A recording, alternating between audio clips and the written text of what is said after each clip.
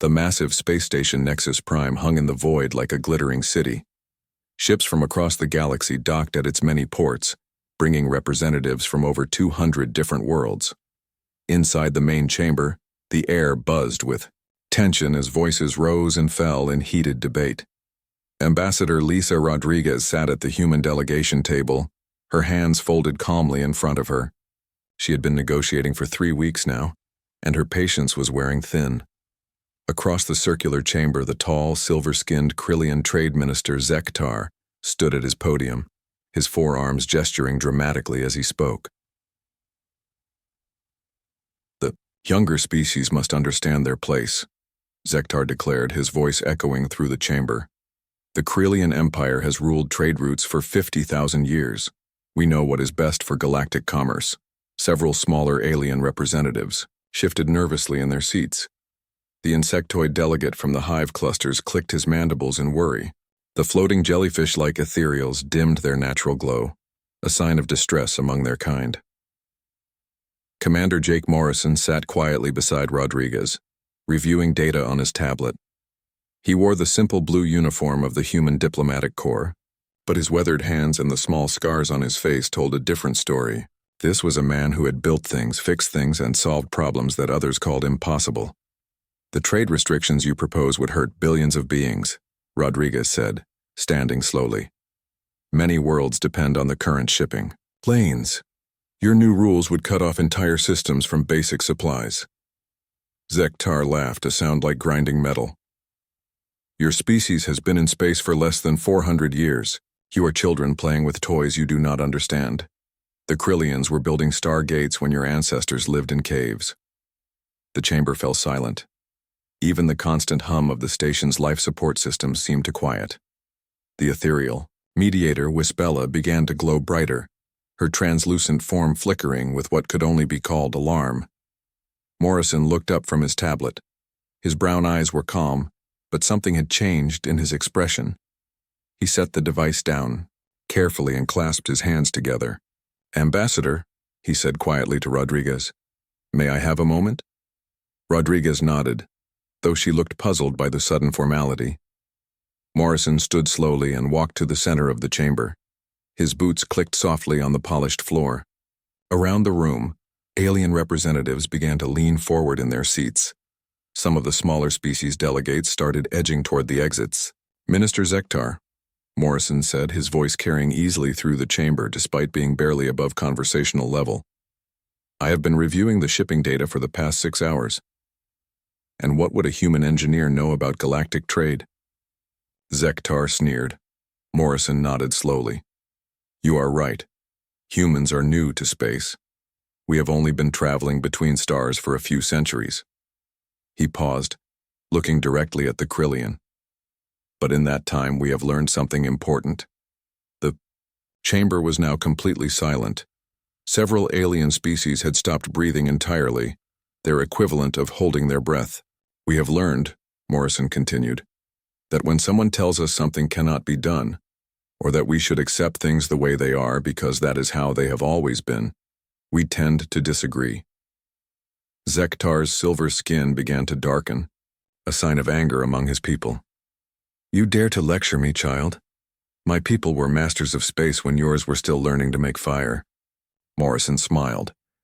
It was not a pleasant expression.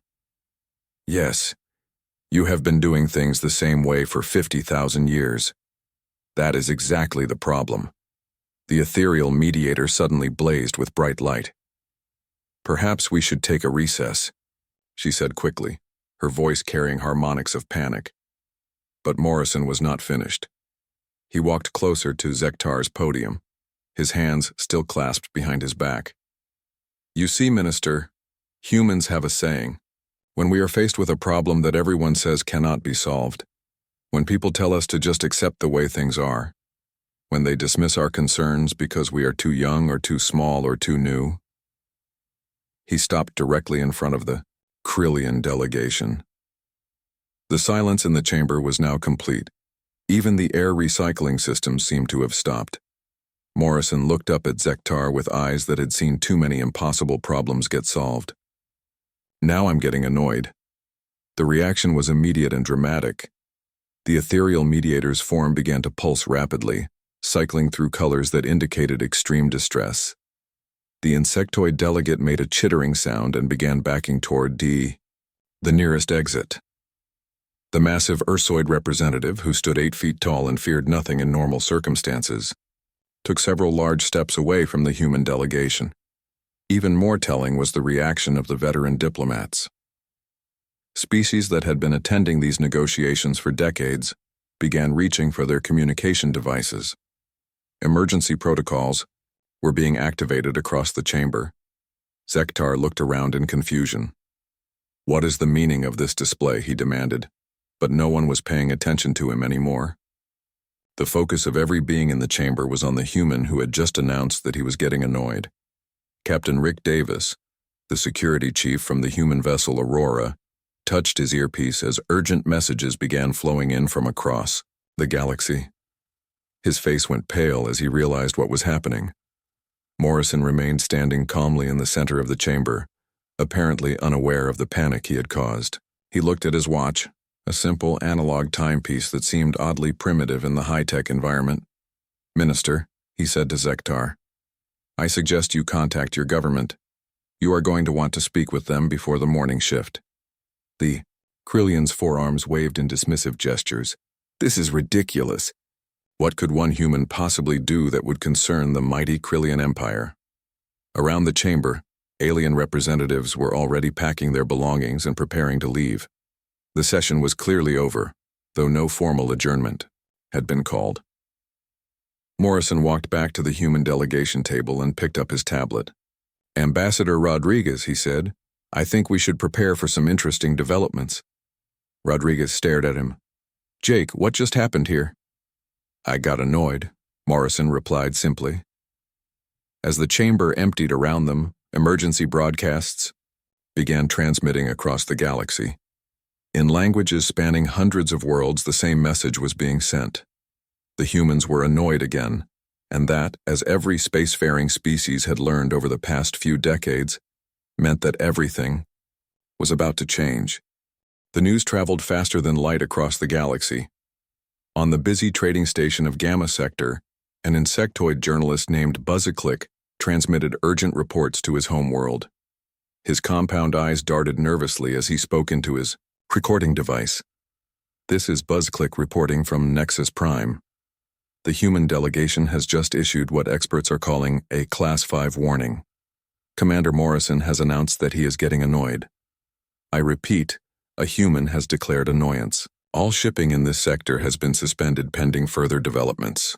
3 systems away, on the water world of Aquatica, the historian Enthara swam quickly through the crystal corridors of the Great Library. Her webbed hands pulled ancient data crystals from their storage units. Other aquatic beings gathered around her, their gills fluttering with anxiety. "Tell us again about the humans," one of the younger scholars asked. "Why does everyone fear when they get annoyed?" Enthara's large eyes reflected the soft blue light of the data crystals. "Because getting annoyed is not anger for humans. It is something much more dangerous. It means they have decided that reality needs to change." Meanwhile, Dr. Elena Martinez sat in her office aboard the human research vessel Discovery. She was one of the few humans who understood why the galaxy reacted this way to her people. Her work in xenopsychology had shown her something that most humans never realized about themselves. Her communication panel lit up with incoming messages from across known space. Each one told the same story. Alien governments were calling emergency sessions. Trade routes were being rerouted. Some species were even evacuating their border colonies. "They think we are going to do something terrible," she said to her assistant, a young human named Pete Williams who had just returned from a trading run to the Outer Rim. Pete shook his head. "Doc, I saw it myself. I was at the spaceport on Rigel 7 when the news came through. 3 different alien species just packed up and left. One of them was a crystalline trader who had been there for months. He took a huge loss on his cargo just to get away fast." Elena pulled up her research files. Years of work had gone into understanding this phenomenon. The galaxy's fear of annoyed humans was not based on human aggression or military might. It was based on something much simpler and more terrifying. When humans got truly annoyed, they solved problems. Not just the immediate problem, but the entire class of problems. They changed the fundamental rules. Her files contained detailed reports of the 3 incidents that had created this galactic legend. The first was the Zephyrian blockade crisis. Captain Steve Johnson had been trapped with his ship and crew by an energy barrier that the Zephyrians claimed was impossible to break. The barrier used principles of physics that were beyond current galactic understanding. For weeks, Johnson had tried diplomatic solutions, technical workarounds, and standard procedures. Nothing worked. Then, on day 23 of the siege, with his crew running low on supplies and his diplomatic requests being ignored, Johnson had made an announcement over the ship's intercom. "Now I'm getting annoyed." 72 hours later, his ship had broken through the barrier using an engine modification that he had designed from scratch. The modification required rewriting 3 textbooks of engineering theory. Within a year, the new engine design had made energy barriers obsolete across the galaxy. The second incident involved the asteroid mining dispute. Engineer Carol Thompson had been working on a mining operation when corporate sabotage destroyed her equipment and threatened a human colony that depended on the minerals she was extracting. Standard procedure would have been to file complaints, wait for investigations, and hope for justice through proper channels. The colony would have died while lawyers argued. Instead, Thompson had looked at the destroyed mining equipment, then at the asteroid field, then at the ships that were blocking her supply runs. "Now I'm getting annoyed," she had told her foreman. 6 days later, she had turned the entire asteroid field into a self-operating defensive network. The mining operation became the most secure facility in 3 sectors. More importantly, her techniques for rapid space construction had revolutionized how colonies were built and protected. The third incident was the most recent, and the one that had cemented humanity's reputation. Dr. Alan Roberts had been working with a medical team trying to cure a plague that was killing thousands of beings across multiple worlds. The disease was unlike anything in galactic medical databases. Every treatment failed. Every approach hit a dead end. The medical establishment of 12 different species had declared the plague incurable. They advised quarantine and hoped it would burn itself out. Dr. Roberts had worked without sleep for days, watching patients die while bureaucrats debated and experts threw up their hands. Finally, as another transport full of infected beings arrived at his medical station, Roberts had looked at his exhausted team and said those 4 words that now sent chills across the galaxy. "Now I'm getting annoyed." He had worked for 72 straight hours. When he finally emerged from his laboratory, he had not only cured the plague, but had created a universal medical scanner that could detect and treat hundreds of previously unknown diseases. The pattern was always the same. Humans would try normal methods first. They would be patient, diplomatic, and reasonable. But when those methods failed, when they reached the point of true annoyance, something changed. They stopped accepting limitations. Elena's research showed that other species viewed problems as facts of life. Humans viewed problems as temporary inconveniences that needed to be eliminated permanently. On the bridge of the human cargo vessel New Horizon, Captain Danny Lee watched as alien ships changed course to avoid his route.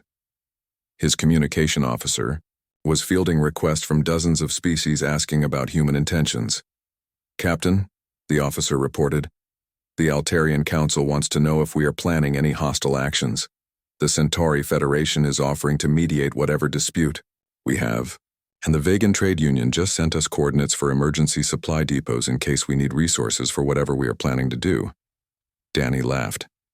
"Tell them we appreciate the concern, but we are just carrying grain to the agricultural colonies." What the aliens did not understand was that humans were not planning anything hostile. They were planning something much more disruptive. They were planning to solve the problem so completely that the old system would become unnecessary. Back on Nexus Prime, Admiral Frank Cooper received urgent communications from the human fleet. Ships across the galaxy were reporting that alien vessels were giving them wide berths. Some space stations were even offering free supplies and priority docking. They think we are about to start a war, Cooper told his staff. His communications officer looked puzzled. Should we send out messages explaining that we are not hostile? Cooper shook his head. No, they are not afraid of human hostility. They are afraid of human solutions. In the depths of space, aboard research stations and exploration vessels, human scientists and engineers were already beginning to receive coded messages. Morrison's statement had triggered protocols that most humans did not even know existed. The galaxy was about to learn, once again, why making a human truly annoyed was something to be feared. Not because humans would destroy their enemies, but because humans would make their enemies irrelevant. Dr. Amy Chen was working late in her laboratory aboard the research vessel Discovery, when her communication panel lit up with an urgent message. The quantum physicist looked at the coded transmission and felt her heart rate increase. She had been expecting this message for years, but had hoped it would never come. Protocol Yankee was now active. 3 words in the message told her everything she needed to know. Jake Morrison had announced that he was getting annoyed. Across the galaxy, human scientists, engineers, and specialists were receiving similar messages. The informal network that connected human settlements was coming alive. Amy walked to her secure workstation and entered her access codes. Files that had been locked away for years opened on her screen. Research projects that had been theoretical, exercises were suddenly becoming urgent priorities. On the agricultural world of New Kansas, Tony Garcia received his message while checking the grain storage facilities. The farming specialist read the brief text twice, then walked quickly to his private workshop. Behind a false wall, sophisticated equipment hummed to life as Tony began implementing plans he had hoped would never be needed. Commander, Beth Miller sat in the command center of the military research station Anvil Base. Her screen showed the locations of every human vessel in known space. As the messages went out, she watched as ships began changing course. Not toward any military target, but toward research facilities, manufacturing centers, and resource-gathering operations. The aliens watching human movements saw what looked like preparation for war. What they were actually seeing was preparation for something much more dramatic. Humans were preparing to solve the galactic trade problem so completely that the old arguments would become meaningless. On Nexus Prime, Jake Morrison sat calmly, in his quarters, reviewing technical specifications that he had been carrying in his personal files for 15 years. As a former terraforming engineer, he understood systems on a scale that most people could not imagine. The trade dispute was not really about shipping routes or ancient privileges. It was about scarcity, distance, and inefficiency. Problems that could be solved. Morrison opened a secure channel to Dr. Chen. Amy, how long do you need for the communication array? 72 hours if I push it, came the reply. But Jake, are you sure about this? Once we deploy these technologies, there is no going back. The galaxy will never be the same. That is the point, Morrison said simply. Across the galaxy, alien intelligence services were working desperately to understand what the humans were planning. Krillian spy networks reported massive energy readings from human research stations. The Ethereal Council detected space-time distortions near human vessels. Even the ancient and supposedly all-knowing oracle minds of the vegan systems admitted they could not predict what was coming. On the industrial world of New Pittsburgh, engineer Sam Parker supervised the rapid construction of devices that existed only in theoretical papers until 3 days ago. His workers, mostly human, but with a few alien allies, worked around the clock to build something that would change how goods moved between star systems. The aliens monitoring the construction could identify some of the components: advanced gravity manipulators, quantum field generators, and exotic matter containers. But the way they were being put together made no sense according to current galactic science. Dr. Rachel Martinez, the xenobiologist aboard the exploration vessel Pathfinder, was analyzing data that her team had been collecting for years. Information about alien nutritional needs, atmospheric requirements, cultural preferences, and biological limitations. Data that had seemed like academic curiosity was now becoming the foundation for practical solutions. They are not just solving the trade problem, she told her research team. They are solving every problem that makes different species unable to work together effectively. Captain Nick Taylor guided his prototype vessel through a series of test maneuvers that should have been impossible. The ship moved through space in ways that violated several accepted principles of physics. His crew, a mix of humans and a few alien volunteers, monitored readings that changed their understanding of what was possible. "How fast can we go?" asked his alien navigator, a crystalline being named Shard. "Fast enough," Taylor replied. "Distance is about to stop being a limiting factor for galactic commerce." The Krillian Empire was becoming increasingly desperate. Their ancient advantages were based on controlling the longest established trade routes and having the most efficient conventional transportation. Intelligence reports suggested that humans were developing technologies that would make those advantages worthless. Minister Zektar called an emergency meeting of the Krillian High Council. "We must stop them," he declared. "If the humans deploy, whatever they are building, our economic power will disappear." But the council members were not focused on stopping the humans. They were focused on a more immediate problem. Several Krillian colonies were requesting emergency supplies. Food shipments were delayed. Medical equipment was stuck in bureaucratic reviews, and manufacturing materials were tied up in the same trade restrictions that Zektar had been using as negotiating tools. "Perhaps," suggested one council member, "we should ask the humans for help." The suggestion was met with shocked silence. Meanwhile, human installations across the galaxy were buzzing with activity. Projects that had been theoretical exercises for decades were becoming reality in a matter of days. The coordinated effort involved thousands of humans and hundreds of research stations, but it was not being managed by any central authority. It was being coordinated by the same informal network that had been triggered by Morrison's announcement. Humans had learned to work together without formal command structures. When they encountered a problem that annoyed them, they solved it collectively. Dr. Elena Martinez, still monitoring galactic reactions from her position aboard the Discovery, watched as the pattern became clear. "They still do not understand," she told her assistant Pete Williams. "The aliens think this is about winning or losing. They think humans are trying to gain advantage over other species." "What is it really about?" Pete asked.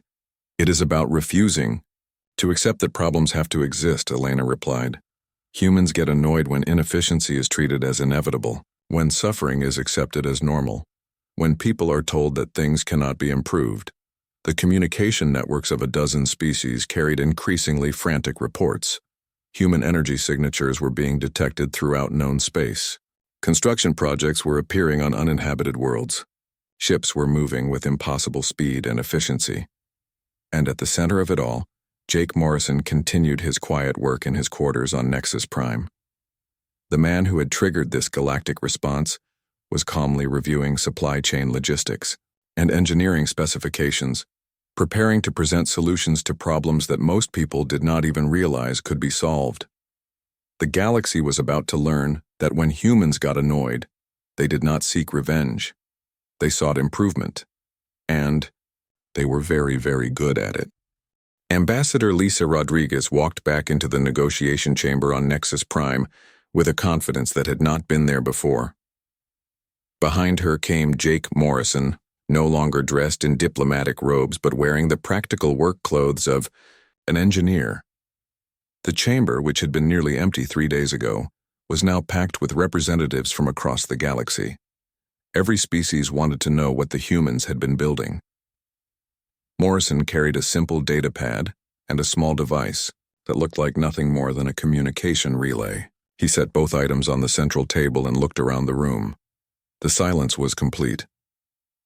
3 days ago, I announced that I was getting annoyed, Morrison began. His voice was calm and matter-of-fact. Many of you seemed concerned about that. I want to explain why that was unnecessary. Zektar, the Krillian trade minister, leaned forward in his seat. His silver skin had taken on a darker shade, indicating stress. "What have you built, human? Our sensors have detected massive energy signatures across the galaxy. Are you preparing to attack us?" Morrison smiled. "No, Minister. We have been preparing to make this argument irrelevant." He activated the small device on the table. A holographic display appeared above it, showing a three-dimensional map of the galaxy. Glowing lines connected hundreds of star systems, but these were not the traditional trade routes that everyone knew. "This is the Universal Commerce Protocol," Morrison said. "It consists of three integrated systems that we have developed over the past 72 hours. The ethereal mediator Wispella flickered with nervous light. "Developed in 3 days? That is impossible. Such systems would require decades of research." "We have been researching them for decades," Morrison replied. "We just needed a reason to build them." He touched the data pad, and the holographic display changed. Now it showed a series of transport vessels moving between systems at speeds that made the alien representatives gasp. "The first system is instantaneous transportation," Morrison explained. "Dr. Amy Chen and her team have created a network of quantum tunnels that allow cargo to be moved between any 2 points in the galaxy in less than an hour." A chittering sound came from the insectoid delegation. Their translator device struggled with the concepts before finally managing, "Impossible. Physics does not allow such speed." Morrison nodded. "Physics as we understood it 3 days ago did not allow such speed. Physics as we understand it now does allow it." The display changed again, showing communication networks spanning the galaxy. "The second system is real-time communication across any distance. Every species, every world, every trader can now negotiate directly with anyone else, instantly." The room erupted in excited chatter in dozens of languages. The implications were staggering. Traditional communication took weeks or months between distant systems. Negotiations that required years could now be completed in hours. But Morrison was not finished. "The third system is adaptive manufacturing. Every world, every station, every settlement can now produce exactly what they need, when they need it, using whatever raw materials are locally available." He touched the pad again, and the display showed manufacturing facilities appearing on hundreds of worlds. "We have analyzed the needs and capabilities of every known species. The system can adapt production methods to work with any environment, any biology, any cultural preference." The crystalline delegate, whose people communicated through harmonic vibrations, managed to make sounds that the universal translator interpreted as, "This would eliminate scarcity. Eliminate the need for most traditional trade. Eliminate the advantages that older civilizations have maintained for millennia." "Yes," Morrison said simply. Zektar stood up, all 4 of his arms trembling. "You cannot do this. The economic systems of the galaxy have existed for 50,000 years. You cannot simply change everything because you are annoyed." Morrison looked at him with the patience of someone explaining something obvious to a child. "Minister, your trade restrictions were causing billions of beings to suffer from shortages of food, medicine, and basic supplies. That annoyed us. So we fixed it."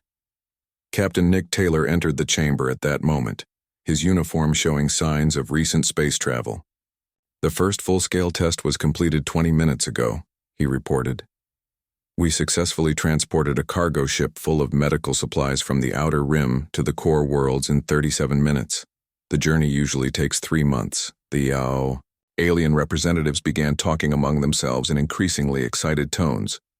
Several species that had been enemies for generations were suddenly discussing cooperation. Others were already planning how to restructure their entire civilizations around technologies that eliminated their fundamental limitations. Dr. Rachel Martinez activated her own holographic display. "We have also solved several problems that you did not ask us to solve," she announced. "Our analysis showed that many species have biological or environmental limitations that prevent them from reaching their full potential." The display showed detailed biological scans of dozens of different alien species. "We have developed medical, treatments, environmental modifications, and technological adaptations that can help every known species overcome their traditional limitations." The aquatic Nathara rose in her water-filled mobility suit. "You are saying that you can help my people survive in dry environments? And help air-breathing species work underwater?" "Among other things, yes," Martinez replied. "The technologies are completely voluntary and can be easily reversed. But they would allow unprecedented cooperation between species, that have never been able to work together before. The chamber fell silent as the full scope of what the humans had accomplished became clear. They had not just solved a trade dispute, they had eliminated the fundamental causes of scarcity, distance, and incompatibility that had driven galactic conflicts for millennia.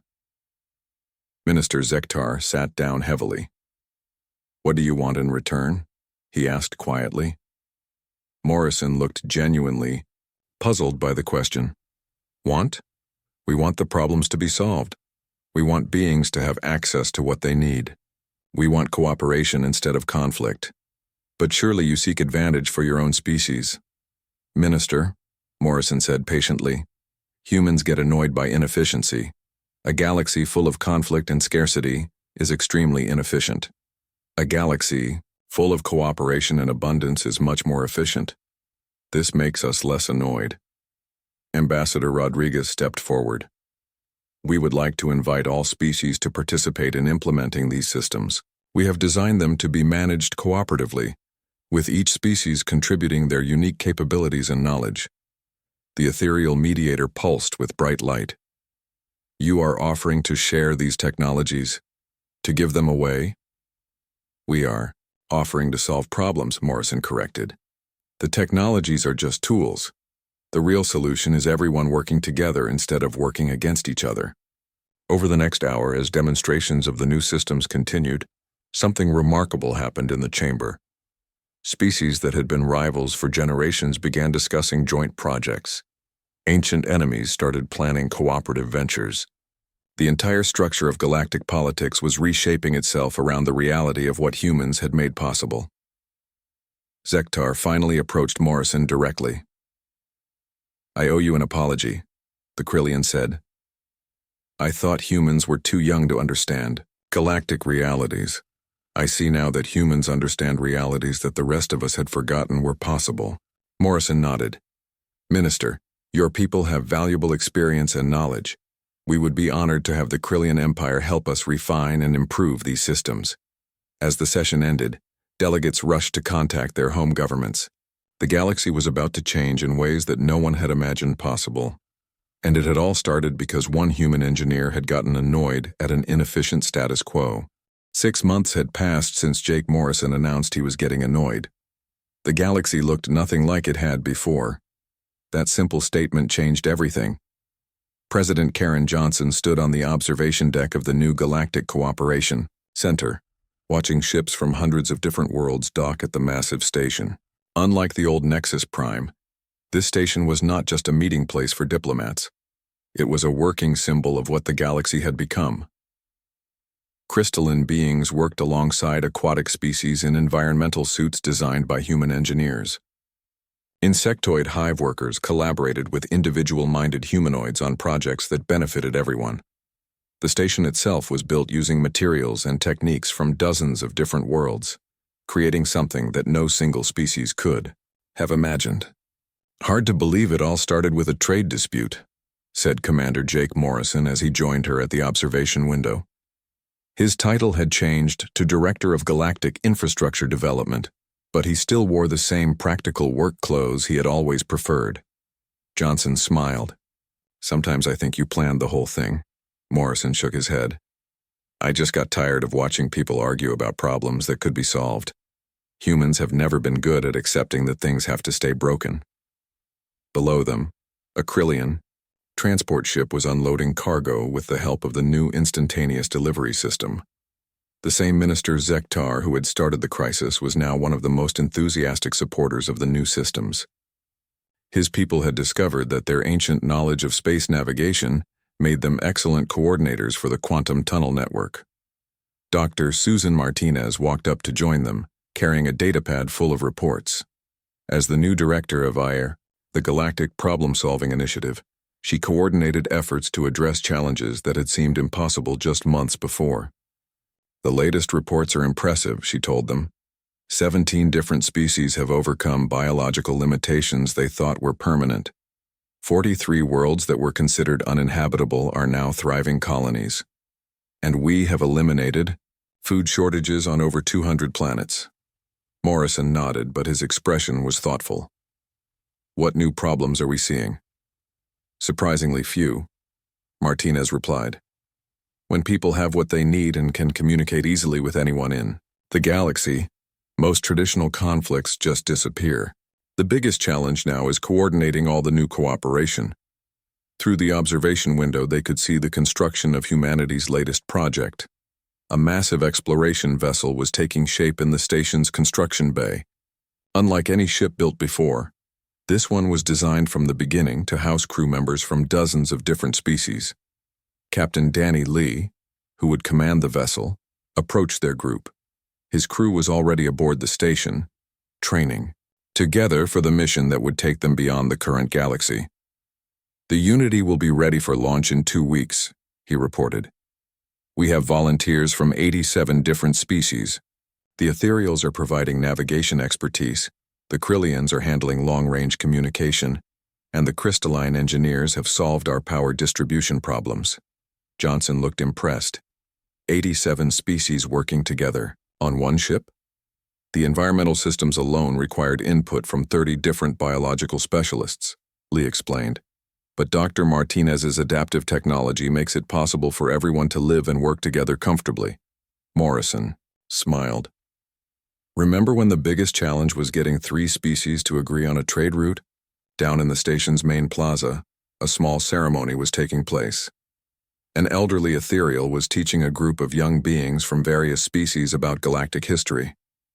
The children, some barely old enough to understand the concepts, listened as she explained how their worlds used to be separated by vast distances and impossible barriers. "Tell us about the dark times," requested a young Krillian, her silver skin bright with curiosity. The ethereal's form shimmered as she considered how to explain concepts that seemed almost mythical now. There was a time when it took months to send a message between stars, when entire civilizations could be cut off from trade and left to suffer, when species fought over resources because they believed there was not enough for everyone. A human child raised her hand. But why did they think there was not enough? There are millions of worlds. Because they did not know how to share efficiently, the ethereal explained.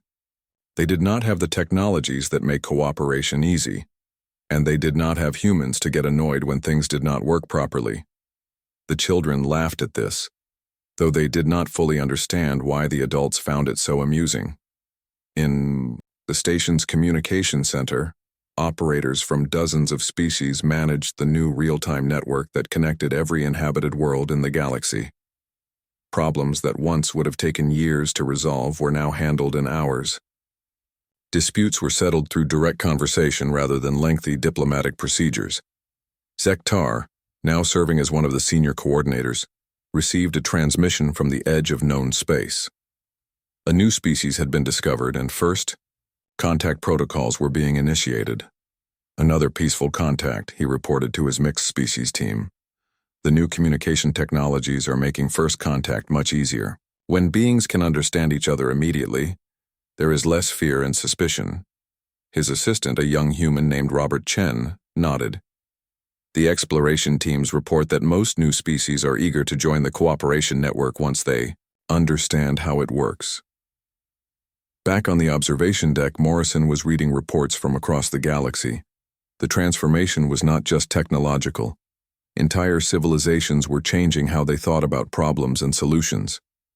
The Vegan Trade Union just announced they are converting their entire military fleet to exploration vessels, he told the others.